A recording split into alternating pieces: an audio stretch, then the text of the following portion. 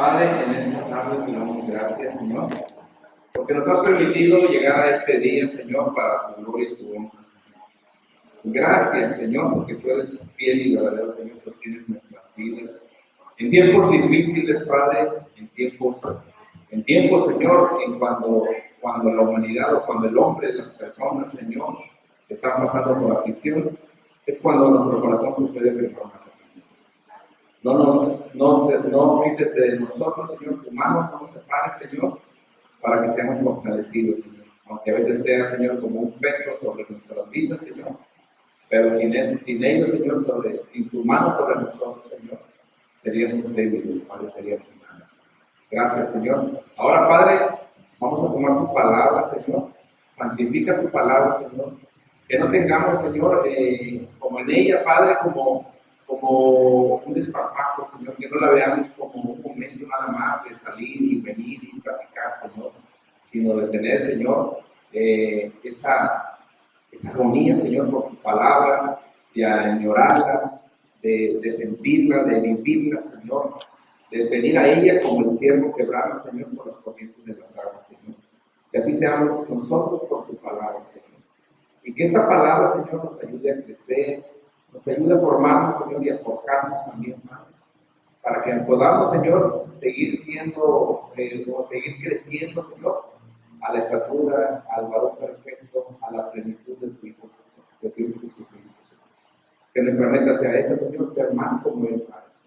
Gracias en esta hora en el nombre de Jesús. Amén. Bueno, esta predicación, no se me ocurre, yo sé que le pongo título, pero batalla para ponerle el título. Pero le puse el peso de la cruz. El peso de la cruz, ¿por qué? Bueno, vamos a Lucas capítulo 9, versículo 23. Ahí el Señor Jesucristo dejó uno de los mandamientos, o uno de sus, yo le llamo mandamientos, ¿verdad? Pero no se confunden con los mandamientos con las leyes de Dios, pero es un mandamiento, hermano, para todos los que nos llamamos sus hijos. Y nos dice ahí que Jesús le dijo a sus discípulos: si alguno quiere venir en pos de mí, ¿qué tiene que hacer? Niéguese a sí mismo, tome su cruz cada día y síganme. Este mandamiento, hermanos, muchos lo hemos leído, pocos lo hemos comprendido y casi nadie lo pone en práctica. O sea, yo creo que si le pregunto a la iglesia si alguna vez ha escuchado este mandamiento o este precepto del Señor aquí, creo que todos lo hemos oído, porque más de alguna vez hemos pasado en alguna parte de los evangelios y no lo hemos topado. Pero ¿cuántos lo hemos comprendido? Y de los que ya tal vez Dios nos ha dado de su gracia para comprenderlo, ¿cuántos lo aplicamos en nuestras vidas?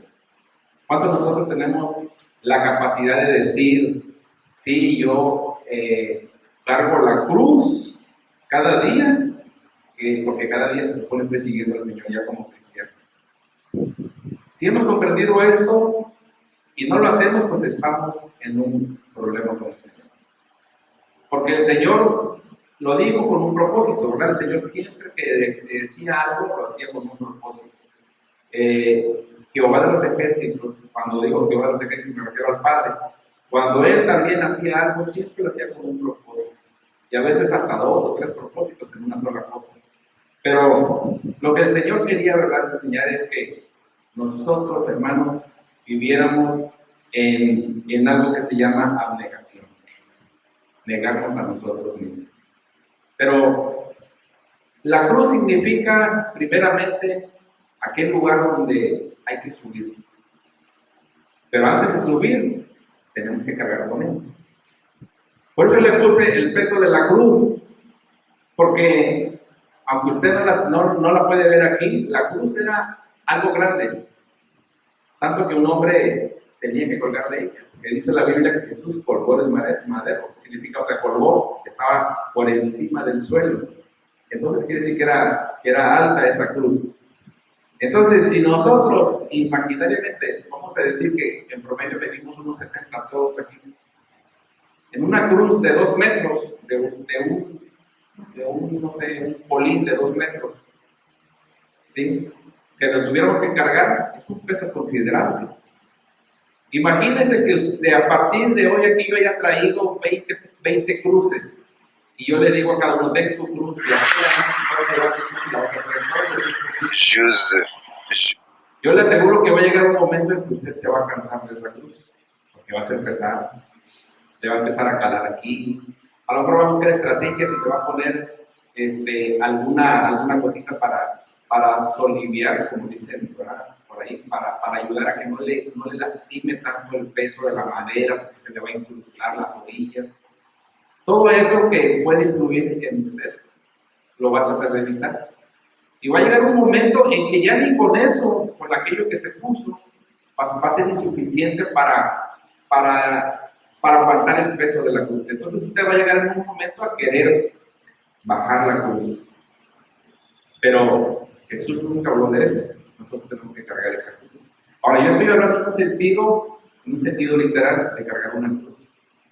Pero nuestro Señor Jesucristo no hablaba de un sentido literal, no hablaba de una cruz, sino que hablaba de una cruz de una manera análoga, o sea, de algo que nosotros tenemos que pensar que tenemos que cargar la cruz de Cristo, ¿sí? Esa cruz que Él ahora nos está encargando a nosotros para que nosotros podamos ir a esa cruz. ¿Para qué? Bueno, Jesús nos dio el ejemplo. ¿Por qué vino Jesús a la cruz? Primeramente, ¿por qué vino? Por obediencia al Padre. Recuerde que Él obedeció, fue obediente hasta la muerte, dice la Biblia, y muerte de cruz. En el plan perfecto de la redención, ¿verdad? En cuanto a Dios de la Trinidad, ellos dijeron que hubiera esta redención. Y que esa labor de entre los tres lo iba a cumplir el Hijo. Y mire que el Hijo no puso peros, no dijo, no, yo por qué, ¿verdad?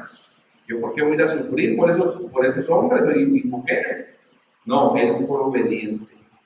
Entonces, implica mucho cargar la cruz del Señor, implica obediencia, pero también implica negarnos, porque ese es el propósito, que nosotros podamos negarnos a nosotros mismos, es decir, que seamos abnegados.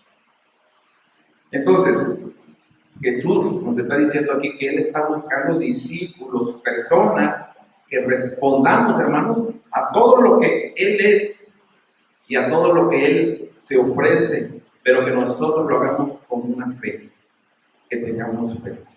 Cuando nosotros oímos esta cita en Lucas 9:23 y que nos habla el Señor de que quiere que carguemos esa cruz, nosotros tenemos que cargarlo con fe. ¿Por qué? Porque si lo cargamos con emoción, la emoción va a ser insuficiente, porque así como una cruz física es cansada, cargar con una cruz, aunque no sea física, en algún momento de nuestras vidas va a ser cansada. Porque aún las cosas que no son materiales, como los sentimientos, cansan. Entonces, si nosotros queremos basar nuestra fe a través de las emociones, en algún momento las emociones van a fallar. Las emociones, no digo que sean malas, pero no nos sirven como sustento para nosotros decir, ahora me siento motivado, voy a cargar la cruz. Pero si el día de mañana algo te quita tu motivación, vas a decir, no, no llevo la cruz, ni para qué. No, ayer me pasó esto, no, ya no la llevo hoy. Y así estás 2, 3 días de capa caída, y luego de repente te da otra vez la buena emoción, ¿verdad? La emoción buena, y te sientes motivado, como cuando quieres hacer ejercicio. No, ahora sí voy a hacer ejercicio de nuevo, después de 2 semanas de nuevo, ahora sí voy a hacer ejercicio, me siento bien. Pero al otro día que amaneces adolorido,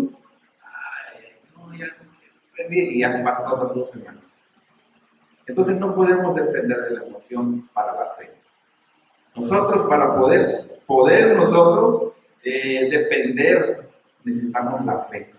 Necesitamos que ir al Señor y, Señor, hoy me siento cansado, pues yo como quiera voy a tomar mi cruz. Señor, hoy no me siento motivado, pero yo no vivo bajo la motivación. Señor, hoy me peleé con mi esposa, hoy me peleé con mi esposo, hoy discutí con mi hija. Pero eso no va a ser motivación, eso no va a ser falta de motivación para yo no cargar mi cruz y cumplir el propósito de esa cruz. Una cruz tiene un propósito. ¿Cuál es? Matar. Grábeselo bien. La cruz era el propósito de un castigo, de un castigo de muerte, un castigo penal. Cuando ya una persona, que en teoría es que era un convicto ya, era condenado a la cruz, es que ya era la muerte.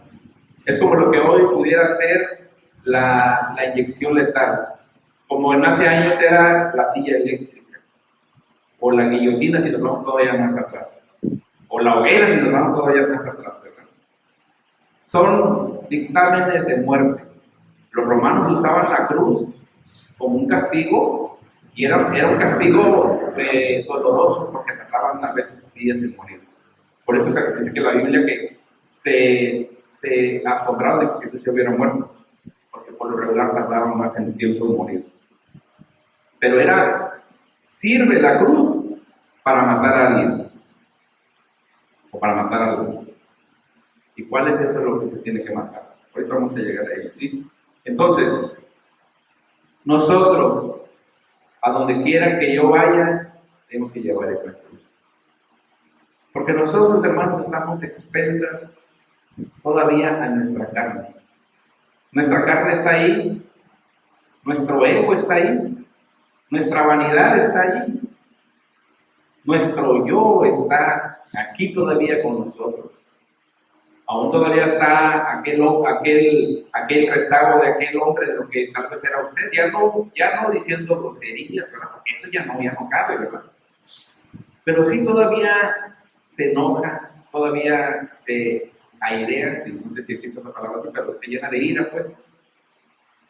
O todavía es conflictiva, todavía es celoso o celosa, todavía como que ama el dinero, todavía como que ama los lugares primeros, ¿verdad? O sea, usted quiere hacer un trabajo en equipo, pero usted quiere ser la que digan, es que ella fue la mejor de todas, ¿verdad? O el mejor de todos. ¿A cuánto le tenemos eso? Entonces, para eso nos sirve la cruz, para que nosotros podamos llevar aquello y matarlo ahí. No va a morir, ¿verdad? No se va a morir, pero una vez que lo crucificas, ya va a quedar ahí colgado en el madero, analógicamente hablando, ¿sí? Entonces, cuando nosotros vemos aquí en Lucas 9:23, una mirada más de cerca, ¿verdad? Nos muestra que Jesús llama a sus seguidores, no solamente lo llama a aceptar los costos de este compromiso, porque Jesús les está haciendo aquí un compromiso. Muchachos, ¿sí? Si alguno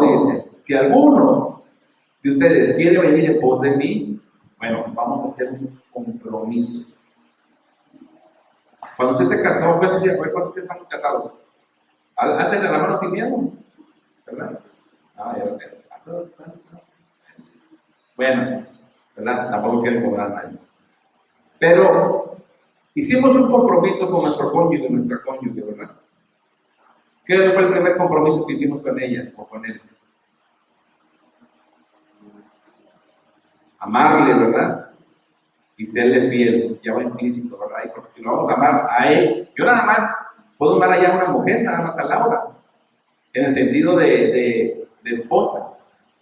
Yo ya hice ese compromiso con ella, yo ya le di mi palabra a ella. Yo ahora ya tengo que cumplir esa palabra, ¿verdad?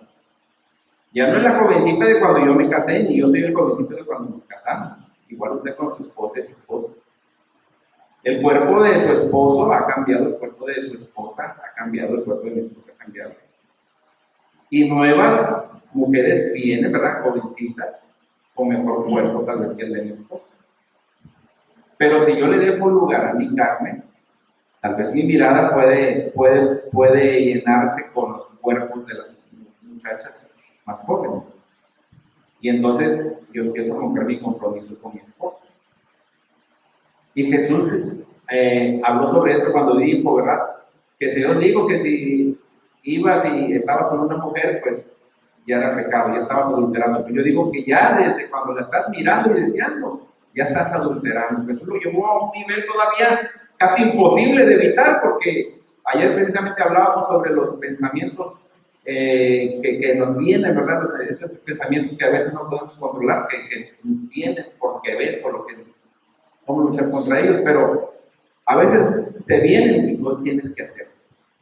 Pero lo Jesús lo llevó a un nivel donde nosotros tenemos que vivir, buscar cómo la mejor estrategia para vencer esto. Bueno, pero Jesús ahora... Lección 321. El compromiso que Jesús está llamando aquí a sus seguidores, no solamente a que acepten el compromiso y los costos de este compromiso, sino que además también a experimentarlos. ¿Usted quiere crucificar su yo? ¿Usted quiere matar quién es usted? ¿Por amor al Señor? Pues ese es un compromiso que el Señor ha hecho con nosotros. Hermano, yo no lo sabía cuando me hice cristiano. Va a decir usted, puede decir usted. Pero si usted ha sido llamado o llamada por el Señor, si usted ha sido llamado o llamada por el Señor, a usted inherentemente este compromiso le va a satisfacer. No digo que le va a ser fácil, pero le va a satisfacer. Significa que usted lo va a ver con ojos buenos porque es de parte de Dios y el Espíritu Santo quien le está transmitiendo a usted la palabra, es el que le va a decir, sí, esto es parte de nuestro compromiso con Jesucristo. Entonces, nosotros, el Señor nos está llamando a que no nada más aceptemos los costos. Miren, cuando nosotros vamos a pedir un préstamo, vamos a ver una tarjeta de crédito, ¿verdad? Porque hoy en día te ofrecen tarjetas de crédito por todos lados.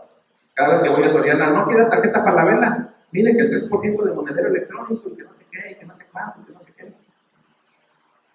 Yo tengo 2 tarjetas, ¿verdad? Porque pues yo lo uso para la administración económica y así. Ya no quiero más. Porque obviamente luego ahí tengo la otra como quiero. Cuando no está, pues no compro. Aunque sea nada más para la casa, no compro. Pero porque está en gasto y son cosas que hay que pagar. Entonces, cuando uno va a pedir una tarjeta, aceptas los costos. ¿Cómo aceptas los costos? Firme, ¿verdad? Pero en ese momento te estás comprometiendo a las letras chiquitas que nunca leemos, ¿verdad? Nunca leemos las letras chiquitas. Te estás comprometiendo a esas letras chiquitas. Y esas letras chiquitas dicen que cada periodo, ¿verdad? Por ejemplo, terminas el 27 tu corte y tienes tu pago de ese corte, lo vas a hacer, por ejemplo, a mí me toca el 17 del siguiente mes. Entonces, yo ya me comprometo a hacer el pago de lo que yo tenga que hacer. Pero mucha gente, hermano, toma el compromiso, el costo del compromiso, lo asume, firma, pero después no paga. O sea, ahí entonces no está experimentando, ¿verdad? ¿Por qué? Porque no quiere soltar su dinero. No sé si me quiere entender con esta explicación. Mire, nosotros podemos firmar, yo como casado pude haber firmado y aquí haber dicho delante del altar, sí, yo la amo y voy a serle fiel. Acepté los costos, acepté el costo del compromiso. Pero a la hora de saldarlo, a la hora de llevarlo a cabo, a la hora de experimentarlo, decidí hacer caso omiso. Entonces hay mucha diferencia, ¿verdad? Hay mucha diferencia entre decir sí y después no cumplir. Porque hay muchos que podemos decir sí y no cumplir lo que Dios está esperando de nosotros. Entonces, muchos de nosotros podemos llamarnos cristianos y podemos tener muchos años. Y podemos decir sí al compromiso del Señor, sí Señor, yo voy a tomar tu cruz. Pero vivimos una vida totalmente diferente a lo que deberíamos de vivir si lleváramos realmente la cruz. Quiere decir que tal vez cargamos la cruz, pero no la estamos utilizando. Nada estamos crucificando en él. No nos estamos abnegando. Entonces, la abnegación no nos llama, primero, la abnegación no nos llama a negar una proposición. Porque vamos a entrar un poco al término de si yo tomo la cruz, ¿qué significa que yo tenga que negarlo? O sea, ¿a quién le voy yo a abnegar? Por mi culpa, ¿verdad? Hay cosas que no conocemos, hermano. Somos ignorantes en muchas cosas. Entonces, tenemos que tener cuidado porque no se trata de negar proposiciones o afirmaciones, como por ejemplo, decir, no, yo digo que la Tierra sea esférica, yo digo que la Tierra es plana. No se trata, no es esa clase de abnegación, ¿verdad? Tampoco se trata de negarnos a un deseo, por ejemplo, decir, pues yo tengo ganas de un pastel de chocolate, ¿verdad? Pero no, por amor del Señor no me lo voy a comer. No, tampoco se trata de eso. O me quiero levantar mañana tarde. Tampoco se va a levantar todos los días tarde, ¿verdad? Pero pueden tomarse esa libertad de vez en cuando pueda. Ya cuando está casado ya no puede hacer esas cosas. Tiene hijos. Pero cuando puede hacerlo, no se trata de esa clase, ¿no? Estoy tratando de equilibrar esa parte para que no nos vayamos en esa idea. Aquí lo importante, hermanos, es ver aquello que viene de nuestra carne, de nuestros deseos y que influye a nuestra relación con Dios. Si nosotros nos estamos levantando tarde, un día en que no afecte nuestra relación con Dios, está bien, ¿verdad? Y que también afecte otras áreas importantes de nuestra vida, como por ejemplo si su hijo va a la escuela. Yo conozco madres jóvenes que por no levantarse temprano no llevan a los hijos a la escuela, ¿verdad? Entonces, tampoco nos trata de eso. Pero vamos a tener bien claro cuándo tenemos que usar la cruz en cosas que nos afectan a Dios. Ahora, tomando de nuevo el ejemplo de levantarse temprano. Si el domingo usted tiene la oportunidad de levantarse temprano para venir al culto, pues hágalo, ¿verdad?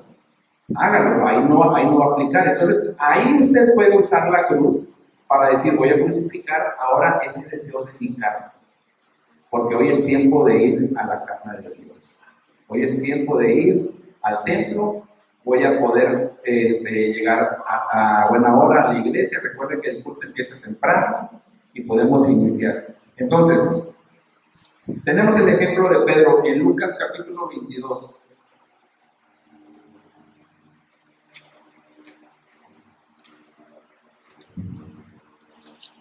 No se trata de negar por negar, ¿verdad? Porque Jesús dijo que nieguese a sí mismo. Pero hay muchas cosas, ¿verdad?, que pueden involucrar nuestras vidas. Pero mire, en Lucas 22, 34. Lucas 22, 34. Le dijo Jesús, Pedro, te digo que el gallo no cantará muy antes que tú niegues 3 veces que me conoces. Aquí había algo que Pedro iba a negar, y era el Señor mismo. Y para colmo, Pedro sí conocía al Señor. Sí, Pedro sí conocía al Señor, pero cuando a él le fue preguntado esa situación, oye, ¿tú estabas con ese Nazareno, con el Galileo? No, yo ni conozco a ese hombre que no sé qué, maldijo. Entonces, Pedro lo que estaba diciendo es que él no estaba definido por su relación con Jesús, porque eso es lo que estaba pasando ahí, que él lo estaban relacionando con Jesús. No, a mí no me relacionen con ese hombre. Entonces, Pedro ahí tuvo un conflicto, ¿verdad?, de intereses en su compromiso que había hecho con el Señor. Y él aplicó ahí una negación que a veces nosotros, hermanos, aquí somos bien cristianos, pero cuando salimos allá afuera, se nos olvida que somos cristianos. No oramos en nuestra casa, en los alimentos, pero ya no queremos orar en los restaurantes. No queremos orar en los restaurantes, no queremos, me toco a veces a las personas en sus trabajos y les digo, Dios te bendiga, o papá, pero de ahí no sale ninguna palabra.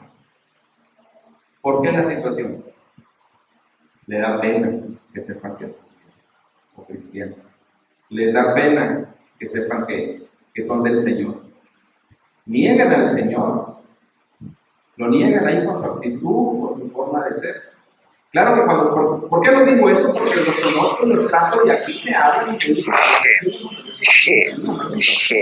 pero allá, sí. Entonces, habla mucho del compromiso, que lo que en Lucas capítulo 9 nos estaba, en el versículo 23, el Señor Jesús estaba hablando. Entonces, cuando Pedro aquí niega, él está diciendo, no estoy definido por mi relación con Jesús. A mí no me relaciona con ese hombre, ¿sí? Yo no tengo nada que ver con él. Entonces, para él fue más importante, ¿verdad?, deslindarse para evitarse problemas. Pero nosotros no podemos, lo de Pedro es un ejemplo que nos queda a nosotros para que nosotros no vayamos a caer en esa situación, ¿sí? Entonces, Jesús llama a sus discípulos y a nosotros en Mateo capítulo 9 a que adoptemos no la postura de Pedro, sino una postura similar, ¿verdad? En cuanto a él como siervo sufriente, obediente hasta la cruz. Que nosotros en nuestro caminar podamos ser abnegados. Podamos nosotros entender que hay muchas situaciones, hermano, a las que nos vamos a enfrentar. Y estoy hablando de cosas triviales. Pero nos vamos a enfrentar ya a cosas, hermano, tremendas. ¿Y qué va a pasar con nosotros? ¿Qué decisión vamos a tomar? ¿Vamos a ser personas pusilánimes? Como Pedro, que se amedrenta con el primer llamado del mundo acerca de quiénes somos, de nuestra profesión. Nos vamos a avergonzar. ¿Cuál es la profesión del cristiano? Nuestra profesión, ¿verdad? Es que somos hijos de Dios. Nuestra ciudadanía es celestial. ¿Qué va a pasar cuando el mundo nos demande a nosotros razón de esto? ¿Nos vamos a avergonzar de él? ¿Qué va a pasar con esta situación? Ya no hablo nada más de orar en el mundo, de orar por los alimentos. Ya no hablo nada más porque te digan Dios te bendiga. Ya hablo de cuando te tengas que enfrentar a situaciones familiares, laborales, sociales, en las cuales tú tengas que demostrar, ¿verdad? Esa parte en la que tú tienes que cargar con tu cruz. A veces nosotros somos más moldeados por la familia, por lo del trabajo, por la sociedad, que por la palabra de Dios y por los preceptos que hay en ella. Nos moldeamos más por lo que dice la familia. Y nosotros decimos, pues yo a mi hija no le voy a hacer bailón a los 15 años. No le voy a hacer bailón, por ejemplo. Pero si mi mamá empieza a meter presión, pero si mi vecina mi mejor amigo empieza a meter presión, y si la persona vive te doy aquí, pero que haya cerveza. Bueno, pues no vamos a tomar, mira, pero nomás ustedes allá en su grupito. Ahí es cuando nosotros, hermanos, tenemos que saber que no nos podemos dejar moldear ni por la familia, porque a veces hasta puede ser ya al interior de del círculo cercano de la familia, ¿verdad? Que puede ser tu esposo, puede ser tus hijos, tu mamá, no sé, tu papá, tus tías, no sé, el círculo más íntimo que puedas tener ahí en tu hogar. Cuando te empiezas a moldear tú a ellos, ¿verdad? Y no ellos a ti. Tú tienes ya tu último recurso, lo más atómico que puede ser, eres tú. Eres tú nada más y esa cruz que tienes que tener cargando. Esa cruz que no puedes dejar de lado. Esa cruz que tú dices, bueno, ya, para mí es una batalla perdida lo de mi esposo, lo de mi esposa, o lo de mi trabajo, mi jefe, mi jefa, porque obviamente no le puedes ganar tal vez a tu jefa o a tu jefe. Tal vez tienes un vecino o una vecina conflictiva y no le vas a responder de la misma manera. Pero para ti entonces humanamente se transforma en una batalla perdida.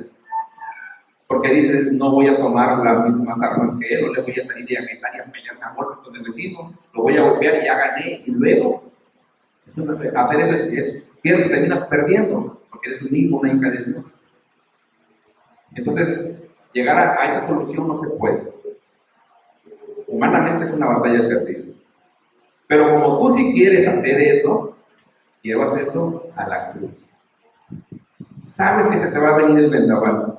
Sabes que se te va a venir la tormenta, sabes que se te van a venir las críticas, sabes que todo el mundo va a hablar de ti, pero ¿qué pasa con eso? No pasa nada, ¿verdad? Peor le fue a los apóstoles, unos fueron aserrados vivos, otros fueron apedreados, como Esteban, otros quemados, otros pasados por las fieras, y ¿verdad? ¿Cuántas cosas no pasaron? Al que mejor le fue a Juan, al que mejor le fue. Y después de ellos, los primeros padres de la iglesia, también, y muchos después, que fueron perseguidos, que unos nos señalen con el dedo, que yo pierda mi trabajo por ser cristiano. Ahorita es el mes del orgullo, ¿verdad? Creo que todavía es el mes del orgullo. Y todas las empresas ponen su banderita. Y algunas empresas forzan. O cuando ahora que estoy en varias entrevistas y así viendo, ¿verdad? No falta el qué tan abierto eres a las ideologías. Y a veces uno no sabe ni cómo empezar, ¿verdad? Porque pues no quiere el conflicto. Entonces yo ya les digo mejor, pues yo soy cristiano, mire, no sé qué indico para ustedes, pero si uno como cristiano, pues uno quiere que las personas se salven. Siempre trato de aclarar que yo separo el tema de mi fe con mi trabajo, porque obviamente busco un trabajo que no me vea forzado a hacer cosas que irían contra principios bíblicos. Mientras no vaya contra principios bíblicos, no hay problema. Pero a veces las empresas te quieren forzar una cosa. Pero hay personas que pueden decir, no, es que yo no puedo vivir sin mi trabajo, yo no puedo creer sin mi trabajo, porque, y sí, a lo mejor tiene razón, ¿verdad? A lo mejor tiene hijos, hijas que dependen de ellos. Pero a veces tenemos que pensar en esa cruz y saber cómo vamos a llevar eso. Primero crucificarnos. Primero tenemos que pensar en que hemos hecho un compromiso con Jesucristo para llevar esa cruz y crucificarnos. No le estoy diciendo que es una decisión fácil, ¿verdad? Pero es una decisión que tenemos que tomar. Nos va a traer conflictos con la familia. Pero ¿qué pasa cuando sucumbimos? ¿Qué pasa cuando caemos? Cuando no prestamos atención, ¿verdad? Y empezamos nosotros a caer. No usamos la cruz, hermano. No usamos la cruz. La tenemos, pero la tenemos de adorno. La tenemos, pero la tenemos de adorno. Usted ve que los católicos traen siempre una cruz, ¿verdad? Y hay iglesias que, la mayoría de las iglesias católicas tienen una figura de una cruz. ¿Pero de qué le sirve?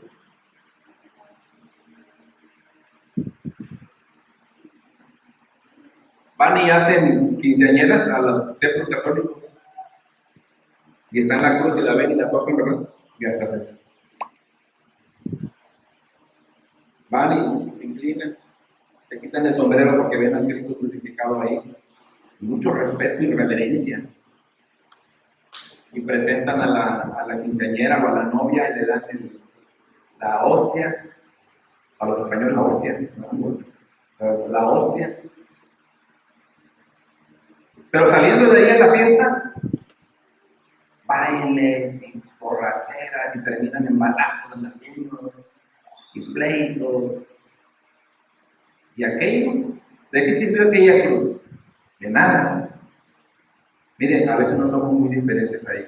No lo estoy diciendo como burla a ellos, ni como que me siento superior, porque a veces nosotros estamos peor.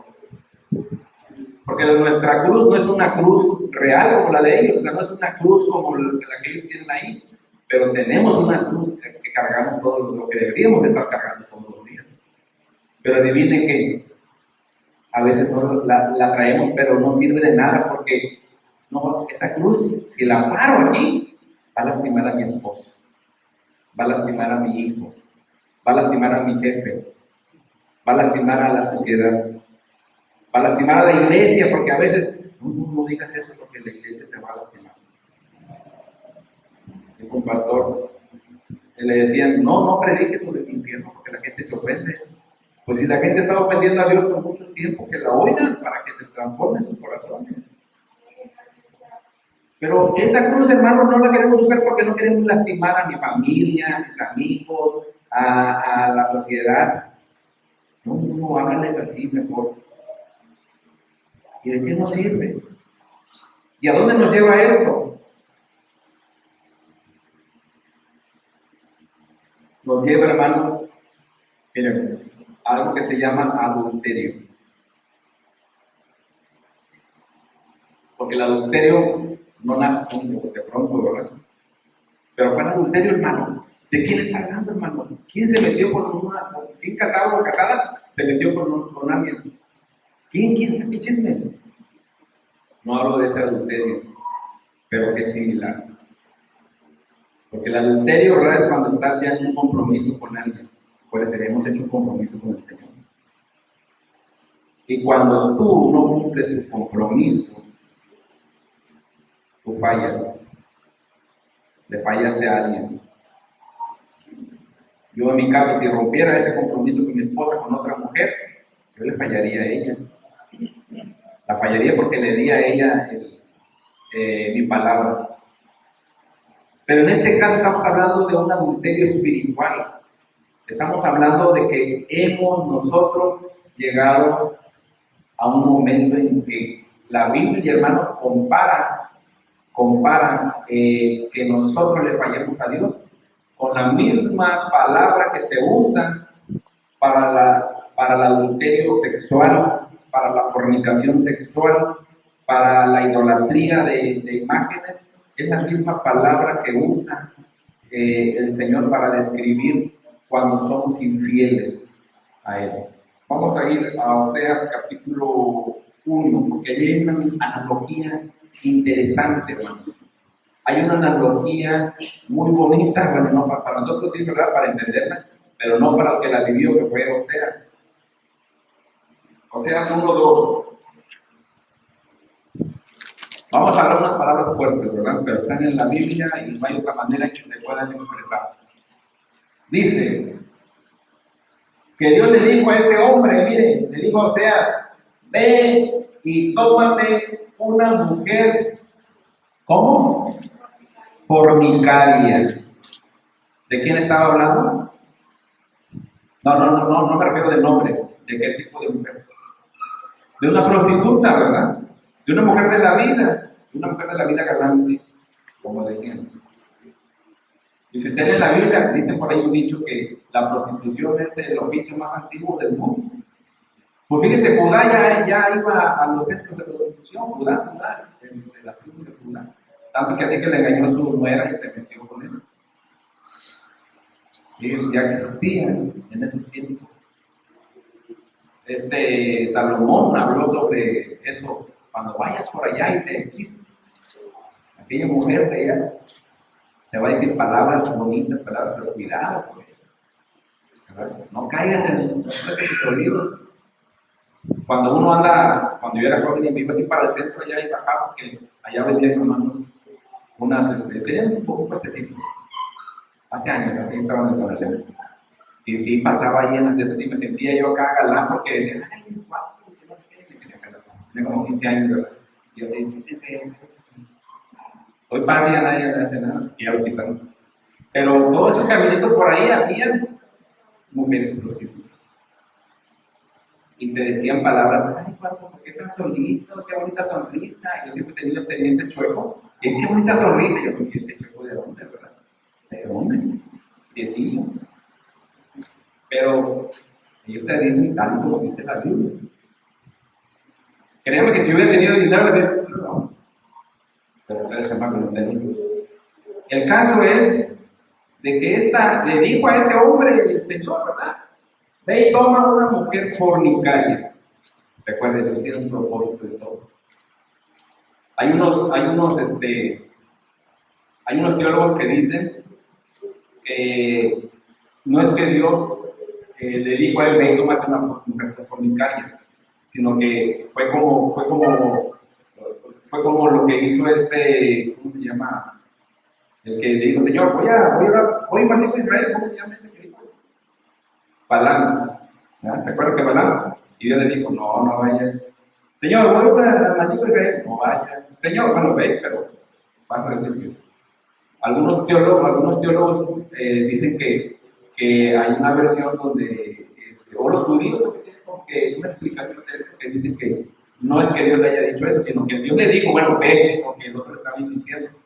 Ve, tómala, pero de eso vas a ver, o sea, de eso que tú vas a vivir en carne propia, para que sientas lo que yo siento, y entonces vas a escribir lo que yo te digo. Entonces, sea como sea, ¿verdad? Nosotros no vamos a entrar en teología profunda ni nada de eso. El caso es que Dios le dijo, o le dio permiso de que fuera a tomar una mujer fornicaria como esposa. A lo mejor aquel hombre iba ahí, yo qué sé, y la vio, Se enamoró, o sea, iba en el sentido de que iba pasando, no que estuviera ya acá, pero la vio y se enamoró de que no debía. Y algunos así lo explican, ¿no? Que se enamoró y le decía al Señor, Señor, se enamoró de mí. Era una mujer prostituta. De tal modo que el Señor le dijo, ve y tómala como esposa. Porque ella es fornicaria como lo es la nación, como lo es mi pueblo. Aquí, hermanos, lo que quiero resaltar de esta parte es que la misma palabra que se usa para fornicar aquí, Dios la vuelve a usar para hablar cuando su pueblo le es infiel. Oh, sí. La misma palabra que Dios usa para la fornicación sexual es la misma que usa para la fornicación o el adulterio espiritual. Esa misma palabra es. O sea que es romper el compromiso que tenemos con Dios. Entonces le dice Dios, tómate una mujer fornicaria. Oseas capítulo 2, versículo 5. Obviamente las mujeres, la mayoría de las mujeres, que se prostituyen, lo iniciaron por una necesidad. Si usted platica, ¿verdad?, con alguna de ellas, siempre habrá una necesidad de trasfondo. ¿Por qué iniciaron en eso? O cuando lo hicieron por alguna necesidad. Porque tenían que darle de comer a sus hijos, porque tenían que sacar adelante a sus padres, porque fueron violadas y fue el único camino que les quedó, o porque fueron engañadas. Y esta mujer no fue la excepción. Dice, porque su madre se prostituyó, la que los dio a luz, se deshonró, porque dijo, iré tras mis amantes que me dan mi pan y mi agua, mi lana y mi vino, y mi aceite y mi bebida. Miren, le decía, esta mujer, cuando la que fue esposa de Oseas, ella obviamente tenía necesidad. Pero cuando llegó Oseas y la desposó, él le puso todo lo que necesitaba. ¿Qué le faltaba? ¿Trigo? Tenía trigo. ¿Qué le faltaba? ¿Aceite? Tenía aceite. ¿Qué le faltaba? Miel? Tenía miel. ¿Leche? Ahí tenía leche. ¿Queso de cabra? Ahí había queso de cabra. ¿Agua? Hay agua. ¿Animales? Hay animales. ¿Pan? Aquí hay pan. ¿Tortillas? Aquí hay tortillas de frijoles. ¿Carne? Hay carne. Buena vida. ¿Uvas? ¿Frutas? ¿Verduras? ¿Qué querías? Todo tenía esa mujer. Porque lo que Dios quería hacer de esto era un ejemplo para Israel, su pueblo, acerca de que como Él los había sacado de servidumbre, los había metido en una tierra prometida que fluye leche y miel, los había provisto de lo mejor por medio de su gracia, y a pesar de todo eso, a pesar de toda la gracia de Dios sobre ellos fueron infieles con Dios. No se sujetaron al compromiso. Ellos adoraban los Baales, ellos adoraban los Aceras, ellas empezaron a hacer, a tributar a Dagón, a sus propios hijos, empezaron a hacer sacrificios humanos, aberraciones. Cuando Dios les dijo, ¿verdad? Cuando entréis a la tierra que les voy a dar, vas a raer a esos hombres de sobre la faz de la tierra, porque sus hechos eran inicuos. Eran para ser raídos, y ellos no lo hicieron.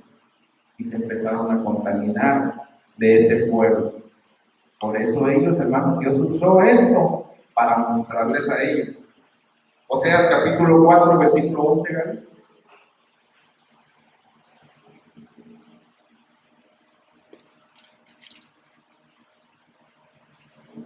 Volvemos a ver ahora la palabra fornicación. Fornicación, vino y mosto quitan el juicio. Continúa. Entonces, mi pueblo a su ídolo de madera pregunta y el ídolo le responde. Porque espíritu de fornicaciones, dice aquí ya usa, ya no, ahora el pueblo ya no está hablando de que estén fornicando sexualmente. Ahora ya no está hablando de que ellos están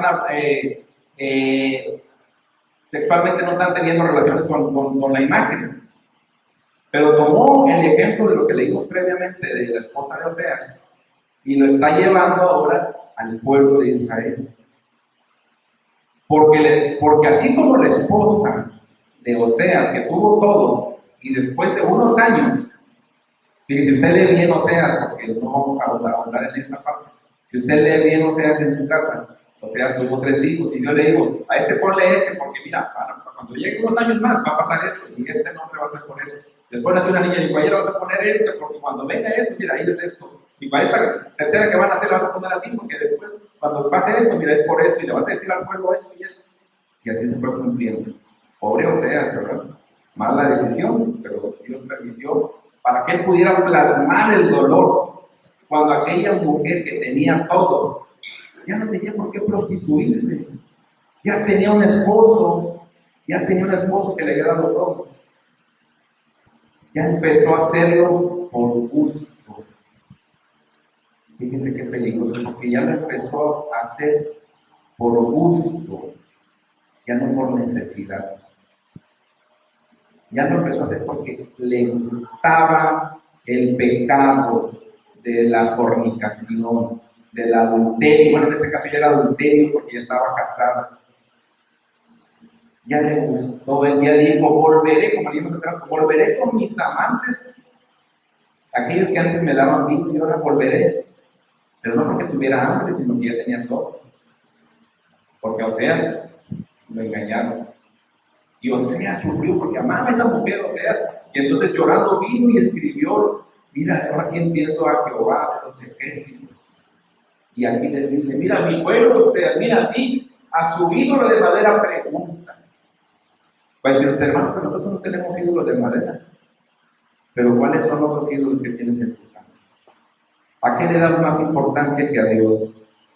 ¿Le das más importancia a tu trabajo? ¿Tu trabajo es más principal a ti que cualquier otra cosa? Ahora, no estoy diciendo esto porque por el trabajo llegues tarde o no vengas. Se entiende, ¿verdad? Se entiende, o por la escuela. Pero si tú, teniendo oportunidad, y aún así dices, no, yo es que voy a, quieres, ya no trabajas para vivir, sino que vives para trabajar. Y empiezas a descuidar a Dios, tu vida espiritual, compromiso con Dios. Entonces, ya existe de tu trabajo una figura o un ídolo. Puede ser también a tu esposo, a tu esposa, a tu hija, a tu hijo. Cuidado con lo que hablamos y decimos, ¿verdad? Lo decimos, es que yo adoro a mi hijo, es que yo adoro a mi hija, yo adoro a mi esposa, no sé.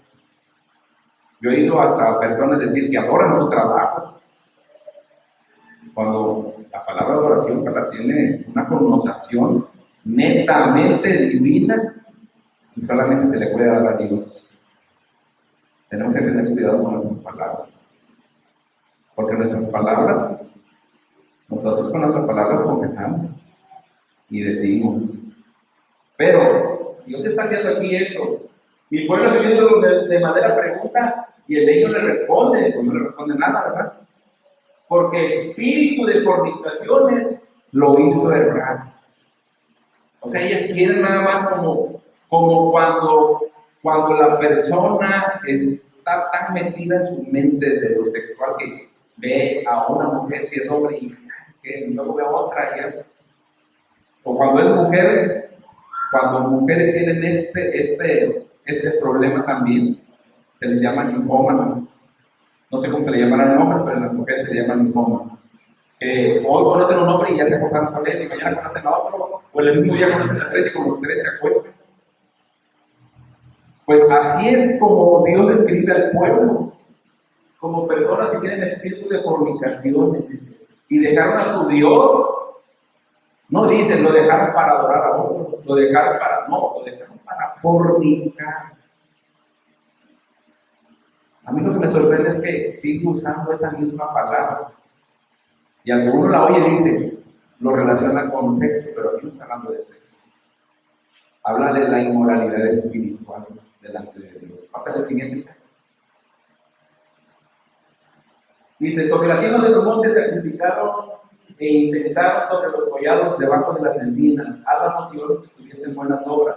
Por tanto, lo que tú hagas o dejes de hacer, tu siguiente generación lo va a continuar, lo va a perpetuar.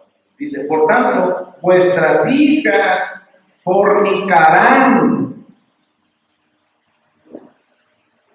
Si tú no tomas tu cruz, no esperes que tus hijos sigan el ejemplo. Si tú eres débil en tu trabajo y tus hijos lo van a ver, ¿cómo crees que ellos van a reaccionar? En primera instancia van a ser el ejemplo de sus padres. En primera instancia. Que si no llegasen a hacer es por misericordia de Dios. Por eso la importancia hoy a nosotros, yo le decía atómicamente, o sea, nosotros, porque ya nadie más va a hacerlo por nosotros.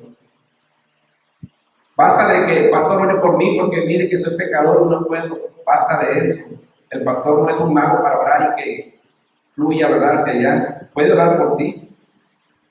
Basta de creer que con las personas que te juntas aquí en la iglesia, ellos van a hacer el milagro o ellos van a hacer el milagro por ti. Yo me junto con ellos aquí a orar. Pero yo no espero que ellos me santifiquen a mí. Nuestra reunión es para que podamos nosotros transmitir la palabra y nosotros perpetuarla. Pero yo no voy a dejar mi vida espiritual en manos de Felipe, y en manos de Gabriel, y en manos de las hijas de Pablo. Mi vida espiritual está en mí, e inicia cargando la cruz de Cristo, que yo la llevo. Entonces, si tú dejas que tu vida espiritual sea una vida, más bien que no sea vida espiritual, sino que sea una hecatombe espiritual llena de fornicación espiritual, llena de adulterio espiritual, lo vas a perpetuar con tu familia.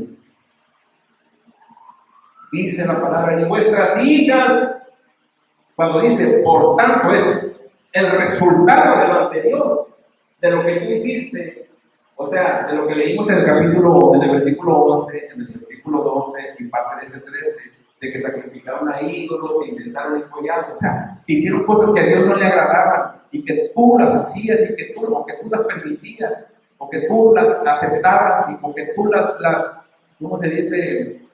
Aunque no participe, pero las apruebas. Si tú estás aprobando que tu hijo se vaya a tomar y lo encubre, aunque no sepa pastor, en vez de que lo pongas en disciplina, si tú estás dejando eso, entonces tú vas a perpetuarlo. O peor, que tú dejes que lo hagas tú mismo, ¿verdad? Entonces, tenemos que romper ese ciclo. Dice, y adulterarán vuestras nueras. Fíjense la diferencia, vuestras hijas fornicarán y adulterarán vuestras nueras. Porque técnicamente las dos cosas es lo mismo. Fornicar y adulterar no es más que una relación sexual. No aprobada por Dios. Naturalmente que la fornicación es algo que él hiciera, porque él no está casado. Y adulterio es algo que yo haría. Pero yo porque sí estoy casado. ¿Sí?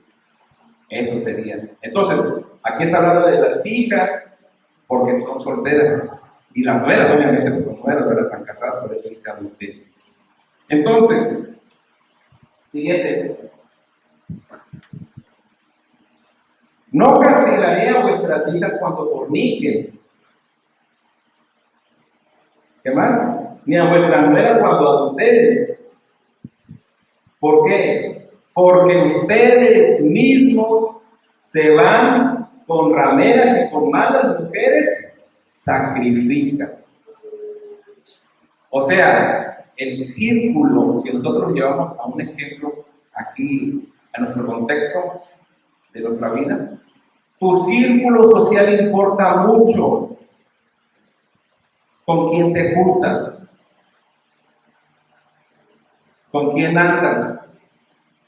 Con malas mujeres sacrifican. ¿Qué sacrificas a Dios? ¿Qué nos manda Dios que le sacrifiquemos? Pues una de ellas dice, alabanza, sacrificios del año que confiesen su nombre, ¿o no? Pero vemos a nuestros hijos cantándole lo de Peso Pluma, las vulgaridades. Vemos a los niños haciendo cosas. Y si lo hacen aquí en la iglesia, poco estarán allá en la casa.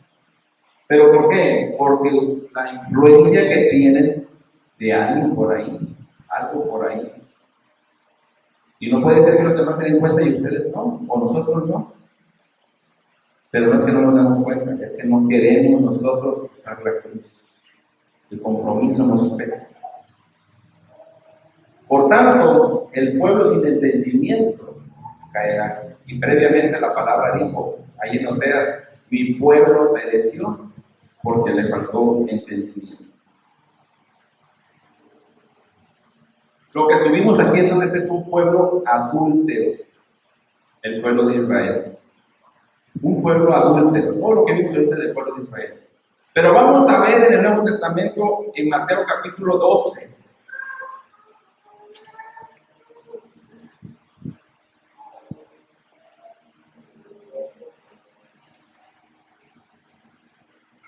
...39 y 40.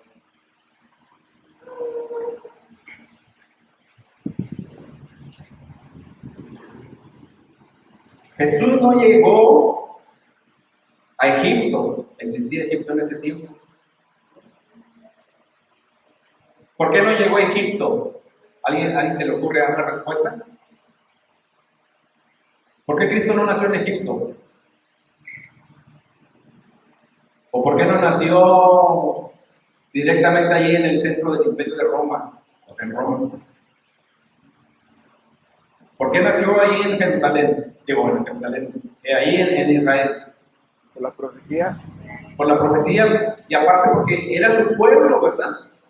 Jesús nació allí en su pueblo, en el pueblo del Señor, en la nación de Israel, o lo que quedaba de ella, ¿verdad? Que era la nación de Judá.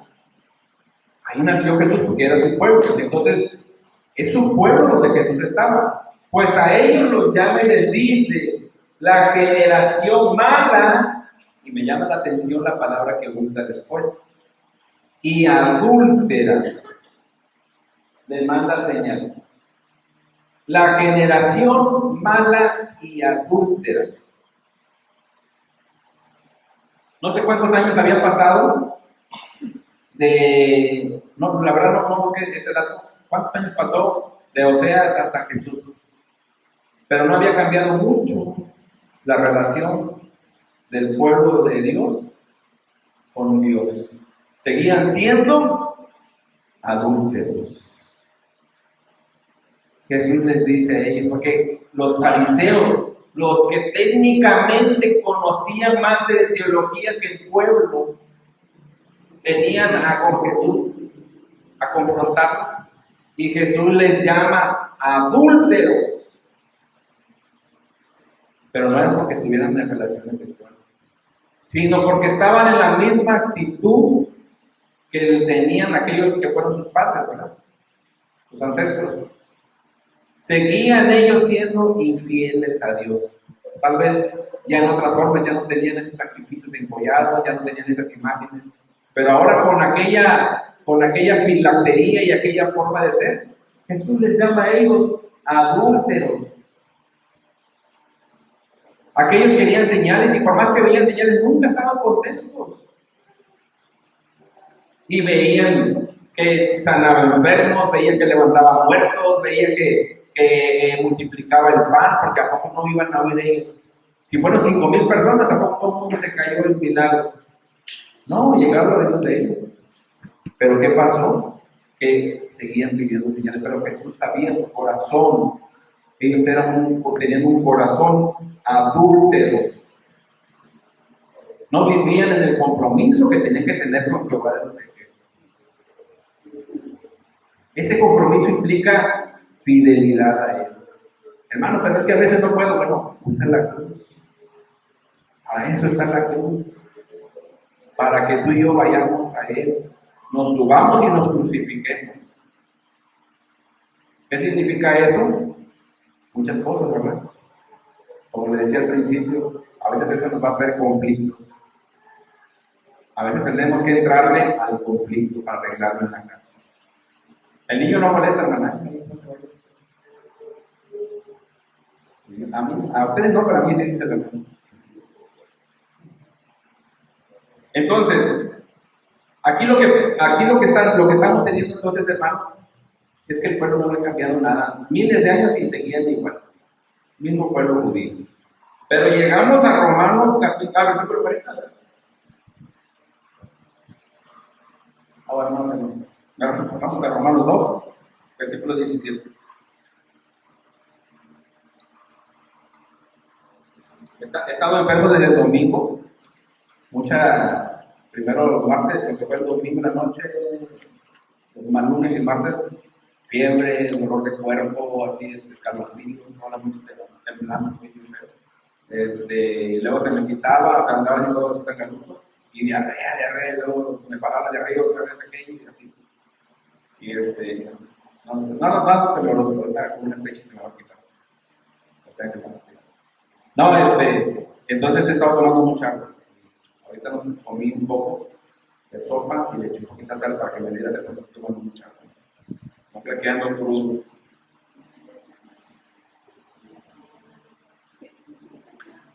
Es que el Gatorade no dice que es pura dulce. No sé si es cierto, pero prefiero ahorita. Pero bueno, Romanos 2:17, ¿qué dice? Dice, he aquí tú tienes el sobrenombre de judío y te apoyas en la ley y te glorías en Dios. Siguiente.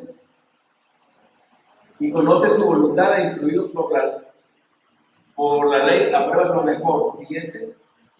Y confías en que eres guía de los ciegos, luz de los que están en tinieblas. Siguiente. Instructor de los indoctos, maestro de niños, que tienes en la ley la forma de la ciencia y de la verdad. Tú pues que enseñas a otros, no te enseñas a ti mismo. Tú que predicas que no se ha de hurtar, ¿hurtas? Sígueme. Tú que dices que no se ha de adulterar, ¿adulteras? Tú que abominas los ídolos, ¿cometes sacrilegio? Miren qué tremendo. Porque ya está hablando ahora al pueblo de Dios nosotros, ya no al judío, ahora al pueblo de Dios nosotros. Qué tremendo que nosotros tengamos que estar aquí predicando aquí arriba, hermanos. Y a mí, digo, iba a decir mucho cuidado, pero cuidado también para mí. Porque qué tremendo que tengamos que predicar o aquí arriba o allá atrás. Y nosotros enseñamos a los niños cosas como que no adulterar, ¿verdad? Pero obviamente no vamos a enseñar a niños a su edad todavía de no adulterar en sexo, pero sí de no adulterar en infidelidad a Dios. Pero nosotros somos infieles. Es lo que está diciendo el apóstol Pablo aquí. Tú que dices que no se ha de adulterar, ¿adulteras? O sea, tú que predicas que seas fiel a Dios, ¿tú eres un infiel a Dios? ¿Y dónde dejas la cruz entonces? ¿Para qué te sirve la cruz? ¿Pesa más lo que te diga tu jefe? ¿Pesa más lo que ganas en tu trabajo? ¿Pesa más tus amigos? ¿Pesa más tu familia? ¿Pesa más que tu compromiso que has hecho con Dios? Eso es lo que está diciendo aquí el apóstol Pablo, ¿sí? Entonces, aquí el apóstol Pablo da una severa reprensión al pueblo de Dios y a los judíos también, aquí van incluidos, ¿sí? Acerca de esto, diciéndole, los gentiles blasfeman, ellos blasfeman por causa de ustedes, ¿sí? Porque ustedes son los que los llevan a hacer esto, porque ustedes les enseñan esto. Pero ahora nosotros lo llevamos a nuestra vida. Yo tengo hijas. Y imagínense que después ellas se enteren de verdad de que yo estaba predicando y resulta que tenía una doble vida. Pero no, gracias a Dios, si yo me las traigo a ellas aquí, ellas me ven. Digo aquí porque es el único lugar casi donde salgo. Pero ya se viene Gaby conmigo a la oración con los muchachos, aquí ya está empezando a participar. Digo, bueno, pues vamos, hasta la otra en la playa. Pero a lo que voy es, trato de darles el ejemplo. Pero el verdadero ejemplo, porque a veces sabemos cristianos que decimos, mira, no me mires a mí, mira a Cristo. Son unos teólogos, mire, de los pies a la cabeza. Son unos teólogos, te dan un ejemplo de la Biblia, una enseñanza de pe a pa, pero como ellos están en pecado, te dicen, no me mires a mí, mira al Señor, o sea, sigue esto. Eso no sirve de nada. Lo único que hacen es que blasfemen a la palabra, y eso es lo que está diciendo aquí el apóstol Pablo. Tú que dices que no se ha de adulterar, adulteras. Tú quieres enseñarle a los demás, quieres aconsejarle a los demás, pero no empieces contigo mismo, no empieces en tu círculo más cercano. Eso es lo que habla el apóstol Pablo. Pero para que nosotros podamos contrarrestar eso, tenemos que cargar nuestra cruz. Hace rato dije la cruz de Cristo, no, pero no se trata de la cruz de Cristo, se trata de nuestra propia cruz, la que tenemos que llevar. Ya no es la cruz de Cristo, o es una cruz de Cristo figurada, ¿verdad? Pero es más que nada una para nosotros. Entonces, esta reprimenda, hermanos, es de que ustedes dicen que obedecen las leyes de Dios o los preceptos de Dios, sin embargo, es todo lo contrario, no lo están cumpliendo. Vamos a terminar con Santiago capítulo 4, versículo 4.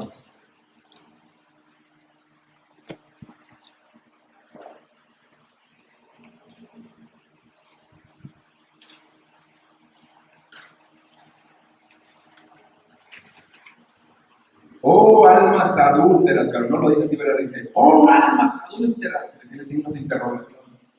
Nuevamente el apóstol Pablo, hermanos, ahora ya le habla ya netamente al pueblo ya gentil de Dios, o sea, al que él mismo lo llamó pueblo adoptado. Al pueblo gentil de Dios ya le habla a él, aquí en Santiago, como el apóstol Pablo, y les dice, oh, almas adúlteras, ¿no sabéis que los que tienen amistad con el mundo, ¿sí?, se enemistan contra Dios? O más bien, la amistad que hacemos, hermanos, con las cosas del mundo. Pero no se habla, no dice la Biblia de que no tengamos amigos, conocidos, ¿verdad? Que no interactuemos con la sociedad, con las cosas que hay en la sociedad, en las escuelas, los hospitales. No se refiere a eso. No nos confundamos, no nos vayamos a un extremo. Se está refiriendo a que pongamos al mundo y las cosas que están por el mundo por sobre encima de Dios. Siempre hay que aborrecer al mundo. Pero más allá nos lleva a que no nos atraigan los placeres que ofrece el mundo. Hay muchas cosas que nos ofrece el mundo y a todos nos gustan. A todos. Los hombres sentimos debilidad por las mujeres. Y aunque seamos cristianos, si nosotros nos abandonamos a nuestra carne, terminaríamos pecando. Porque somos seres humanos todavía, o sea, somos carne todavía. Pero gracias a Dios que nos fortalece, que nosotros buscamos, y para eso tenemos la cruz. Para que cuando vengan pensamientos intrusivos de mujeres, de lo que sea, cuando yo lo digo como hombre, yo puedo llevar esos pensamientos primero cautivos. Ayer que me tocó ese tema a mí con ellos, yo les mencionaba una analogía del león que lo tienen a veces en las casas, los jeques. Pero ¿qué le hacen al pobre león? Le decía yo a ellos, les cortan las garras, porque los leones tienen garras retráctiles, los sacan cuando atacan, pero cuando no se sienten atacados ellos te hacen así. Igual son los gatos domésticos. Pero cuando quieren atacar, sacan las garras, y son los leones, sus patotes son del tamaño de mi cara. Y sus garras pues son como navajas, como cuchillos grandotes. Desgarran nuestra piel y hasta el hueso la rompen. Entonces, son bestias feroces, pero cuando el hombre les corta las garras y les saca los colmillos, se vuelven unos gatitos grandotes nada más. Le sacan los dientes y los colmillos y ahí están los pobres. Se vuelven inofensivos. Así deben ser nuestros pensamientos intrusivos de pecado, que vienen y nosotros los agarramos, luchamos contra ellos, los traemos a los pies de Cristo y les sacamos las garras y les sacamos los colmillos y los cautivamos, porque los vamos a tener en cautiverio. Y una vez que los tengamos ahí, se vuelven mansos animalitos. No los vamos a poder matar porque hasta que este cuerpo transformado sea incorruptible. Entonces sí, pero mientras, ahí vamos a tener que luchar con ellos. Pero vamos a cautivarlo, dice la palabra. Entonces, Santiago aquí, hermanos, dice que la amistad con el mundo nos hace ser almas adúlteras. ¡Oh, almas adúlteras! ¿Por qué?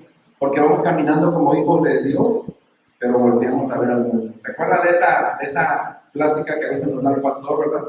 Que él tuvo una vez un sueño, ya hace años, no sé cuánto será, unos 30 años, de que soñó que a una mujer, el primero platicó que Dios le dijo que había adulterio en la iglesia. Y él dijo que humanamente pensó que se refería a adulterio de un hombre.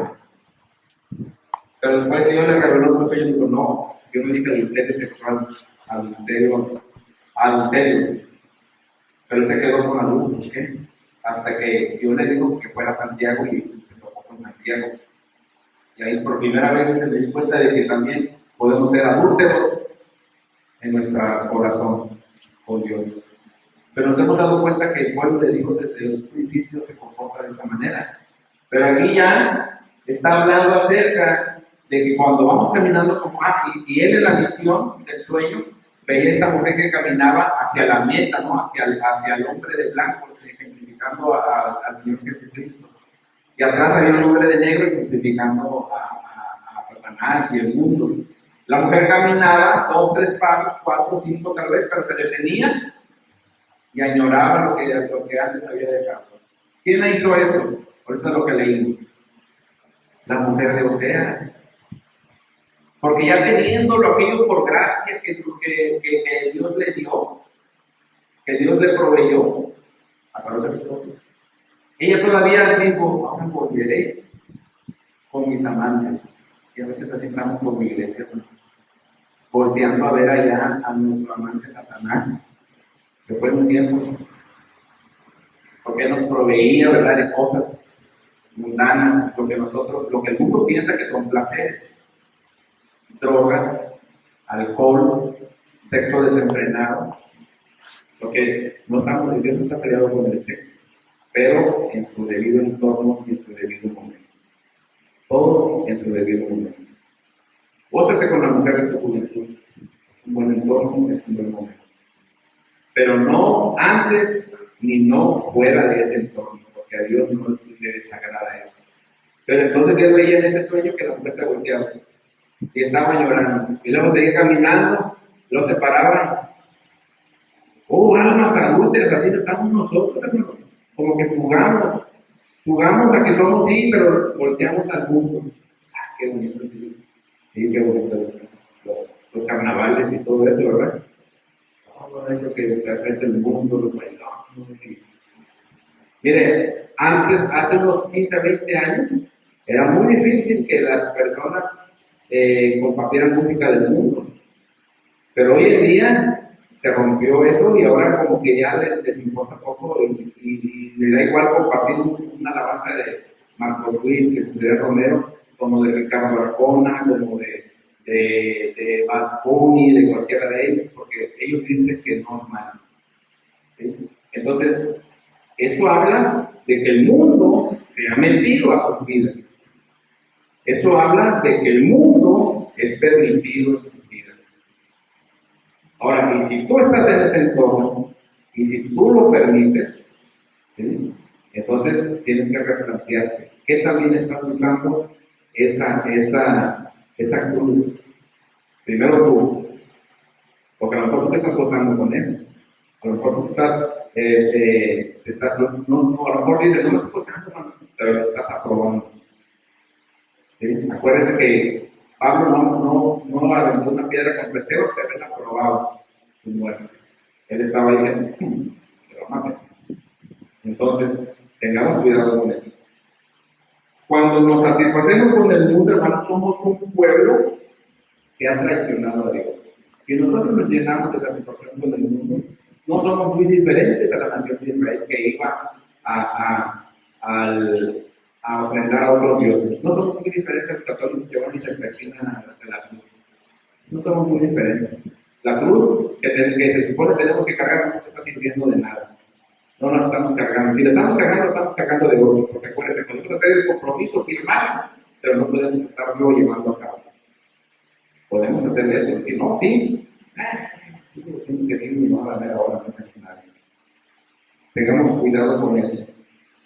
Ahora, traje un comentario aquí, es mío, dice, una persona dijo, cuando yo robaba carne porque tenía hambre, robé tortillas porque tenía hambre, robé queso, robé manzanas porque me gustaban las manzanas.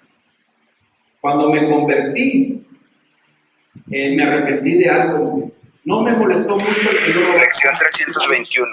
El que yo robara carne, el que yo robara las manzanas, porque sabía que, pues bueno, mi necesidad. De los pecados, sabía que era pecado, pero cuando me convertí no sentía pena, tanta pena por eso, pero sentía un dolor porque robé peras, hay un tiempo que robé peras, y las peras no me gustan, y pues las peras a mí no me gustan. Entonces, dice, yo robé las peras por gusto, no por necesidad. Es decir, no había nada que estimulara mis pasiones a robar esas peras, excepto una cosa: el simple placer de hacer algo que sabía que estaba mal. No sé si entiende la reflexión de este hombre. Este hombre lo que está diciendo es, si yo ya como cristiano, ahora yo soy como esa mujer que voltea ante la visión del pastor, ¿verdad?, hacia el mundo. Ahí en la visión nomás volteaba, pero ¿qué tal si se iba y le daba un abrazo? ¿Qué tal si se iba y se echaba una bailada? ¿Qué tal si se iba y se acostaba con la compañera del trabajo? ¿O permitía pecados ahí en su hogar? O yo qué sé, tanta cosa que puede pasar en este mundo. O le encubren los pecados a otros, como Ananías y Zafira, ¿verdad? Lo que pasó con Ananías y Zafira. ¿Se acuerdan lo que pasó con Ananías y Zafira? Ese matrimonio. Se encubrieron. ¿Y qué pasó con ellos? Entonces, ya para finalizar, el ejercicio de nuestra naturaleza caída en nuestra carne, si nosotros le dejamos a la carne, seremos como ese hombre en esa reflexión que dijo, a veces nada más es por el puro placer de hacer algo que sabía que estaba mal. Cuando nosotros hacemos ese pecado que le desagrada a Dios, no nos gusta. ¿A usted le gustaría hacer este daño a su cuerpo?